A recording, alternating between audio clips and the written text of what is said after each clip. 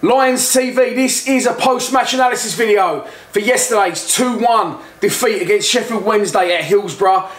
I was debating whether to do one or not, to be honest, because I wasn't at the game, so it's a little bit hypocritical, but I watched the whole 90 minutes on Sky, and to be honest with you, I got to fuck it up. Let's take a look at the 11 to start the match. There was only one change to the team that beat Derby County on Saturday, and that was Ryan Tunnicliffe coming in for Sean Williams.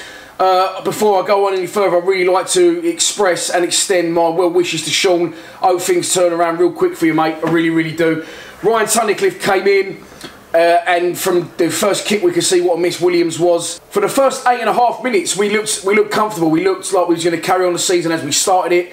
We was getting forward, getting free kicks in good areas, putting pressure on them, and then all of a sudden that, for some reason, just seemed to stop.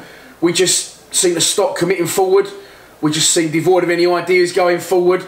Slowly, Wednesday got back into the game. They go down our right, cross into the box, and Ryan Tunnicliffe, again, you know, I don't rate him at all. I would have 1,000,000% rather kept Thompson than Tunnicliffe. And for the people who say, but Ryan Tunnicliffe played for Man United. It doesn't matter who you played for, it's where you're at now, the level you're at now. And Tunnicliffe's attempts at control was woeful. But in his defence, Barry Bannon's only ever doing that once in his life. You know, 99 times out of 100, that's going in Rose Head. Barry Bannon sticks them 1-0 up. And yeah, I mean, I said last night my full-time reaction, it was one of the worst performances I've seen from Millwall side in a long time, probably since Norwich on New Year's Day. A few people, when I said that, were saying to me, Middlesbrough, last game of the season, we just seemed to run out of steam at Middlesbrough. We didn't look interested last night for the first hour. And I don't know why that was. I don't know if it's too many games in too quick succession, using the same players over and over again, not rotating the squad. But yeah, we went in 1-0 down at half-time.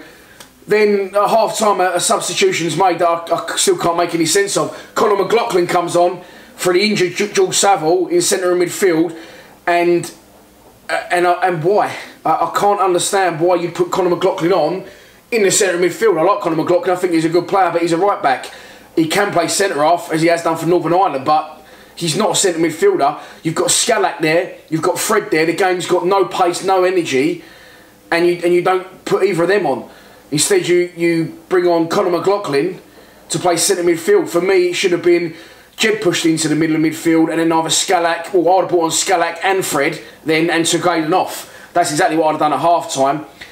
Literally, this is the first kick of the second half. They get a free kick. The ball comes in, and I did a post-match analysis called Jordan Archer 1, Lions TV 0 last week. Unfortunately, Jordan missed the equaliser. I don't know what Jordan Archer is doing. In real time, I couldn't really make a lot of sense of it. The red button's shit. Don't get involved in that if you don't have to. Just go to the games. That's what I've learned last night. But the cross comes in. Okay, should the defence deal with it? Maybe. The disadvantage you've got as an outfield player is you've got people spinning off you, people making runs in behind. You can't keep your eye on the whole game. As a goalkeeper, that cross comes in, you're half anticipating that it's going to bobble down to you. All Jordan Archer's got to do, I'm going to show you some stills here. The ball was never in the control of the Sheffield Wednesday player. It's bobbling away from him, but away from him and towards Archer. All Jordan Archer's got to do is step forward and just dive on the ball. I don't know what he's doing. He's spreading himself, making himself big as if the guy's got through one-on-one and it's already at his feet. It's awful. The first point of contact from the Sheffield Wednesday player is 2 yards from goal.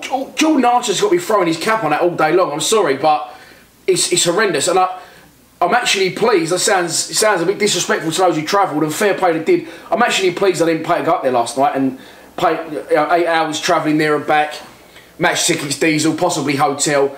The fans deserve better. The goalkeeper, he's just too in and out.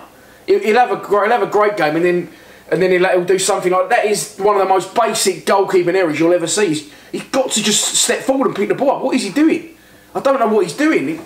The ball is never in control of the Sheffield Wednesday player. It's bobbling away from him.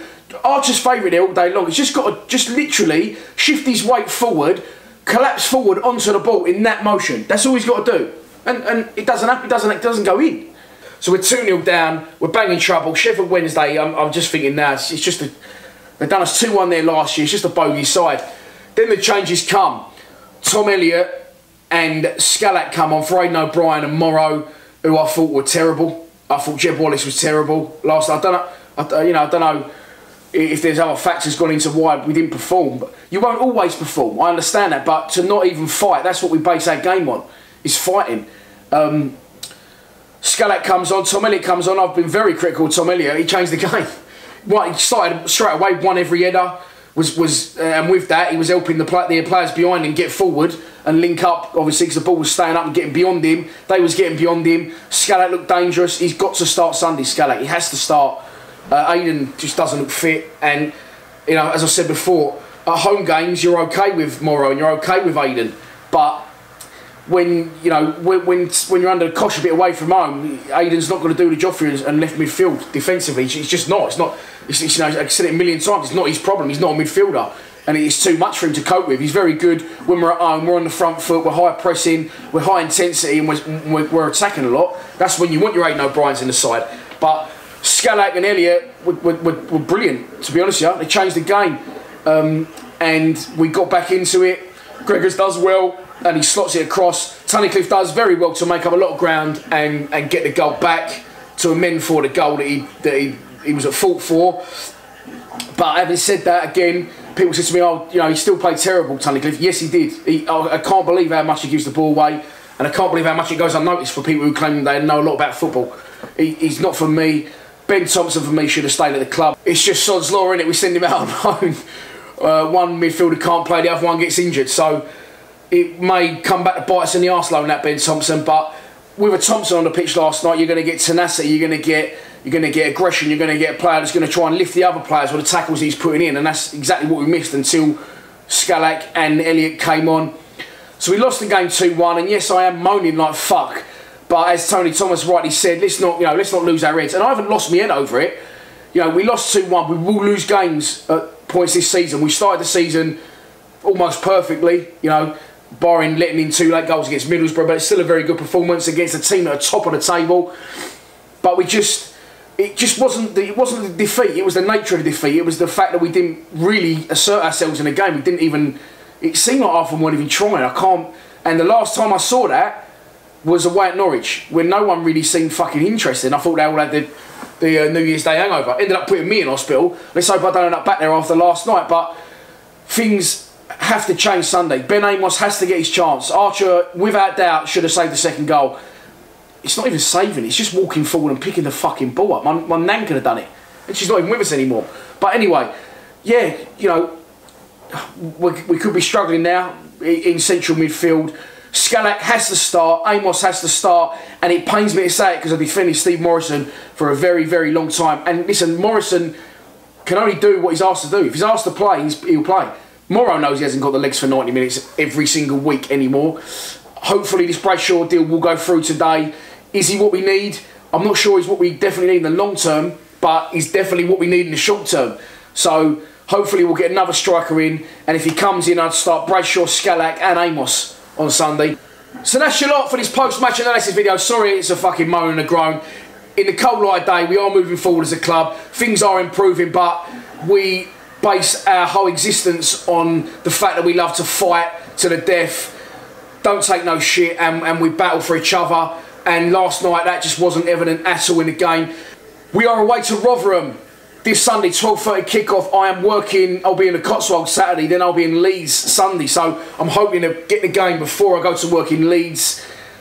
But yeah, 3 points needed really, well, good response needed. I'll definitely start Scalak, Amos and Bradshaw if he's there. I'll keep you updated on that one hopefully later on today, because it is looking imminent that Tom Bradshaw will come to Millwall on loan and then permanently in January for a club record fee. RIP Paul Goddard.